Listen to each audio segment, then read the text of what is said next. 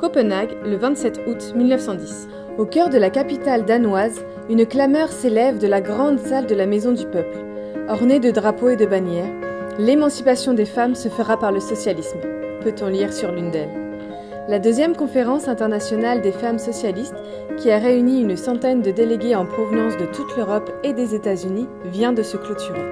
Sur la proposition de la militante allemande Clara Zetkin, les congressistes ont adopté l'instauration d'une journée des femmes, dont l'objectif premier est l'obtention du droit de vote.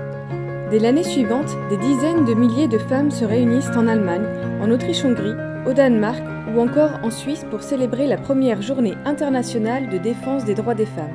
Le 8 mars 1917, à Petrograd, une manifestation de femmes exigeant du pain et la paix marque le début de la révolution en Russie. C'est en souvenir de cette journée que Lénine, en 1921, institue le 8 mars comme journée internationale des femmes qui devient jour férié en URSS. En France, le Parti communiste et la CGTU, issus de la scission de la minorité révolutionnaire au sein de la CGT, se saisissent du 8 mars pour organiser chaque année durant l'entre-deux-guerres une semaine internationale des femmes. Répondant au mot d'ordre de l'Internationale communiste, les revendications pour l'émancipation politique et économique des femmes se mêlent alors aux appels à lutter contre la guerre et l'impérialisme. Alors que les femmes obtiennent en France le droit de vote en 1944, la CGT souhaite ancrer le 8 mars dans les entreprises en mobilisant les travailleuses pour la défense de leurs revendications. Des actions et débrayages sont organisés pour exiger des hausses de salaire, la réduction du temps de travail, l'abaissement à 55 ans de l'âge de départ à la retraite, la reconnaissance de la qualification professionnelle et du caractère social de la maternité. Mais le 8 mars est aussi une journée de solidarité internationale avec les femmes en lutte à travers le monde. Dans le contexte de la guerre froide, l'exigence de paix et de désarmement est réaffirmée. La CGT manifeste son soutien au peuple d'Algérie et du Vietnam et réclame en 1971 la libération d'Angela Davis aux États-Unis et des prisonnières politiques en Espagne. Dans la continuité de mai 68, les années 1970 sont marquées par la montée en puissance des mobilisations féministes. Celles-ci renouvellent en profondeur le sens du 8 mars, en mettant l'accent sur le droit des femmes à disposer librement de leur corps. Le combat pour l'accès libre et gratuit à la contraception et à l'avortement fédère de nouvelles générations de militantes.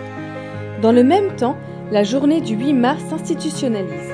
Après avoir proclamé l'année 1975 comme Année internationale de la femme, l'ONU reconnaît 2 ans plus tard le 8 mars comme Journée internationale des femmes.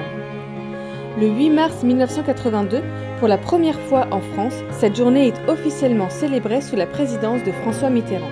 Ces dernières années, la journée du 8 mars a pris une ampleur nouvelle en renouant avec une arme traditionnelle du mouvement ouvrier, la grève.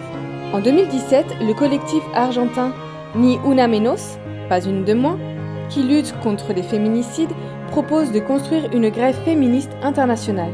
Cette initiative, partie d'Amérique latine, fait écho au développement à travers le monde des mobilisations contre les violences sexistes et sexuelles galvanisées par le mouvement MeToo.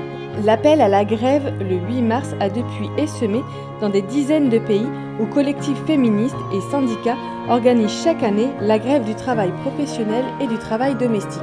Pour gagner l'égalité réelle au travail et dans la vie, pour marquer notre solidarité avec les femmes du monde entier, pour combattre l'extrême droite, le sexisme et le patriarcat, la FTM-CGT appelle à manifester partout en France le 8 mars.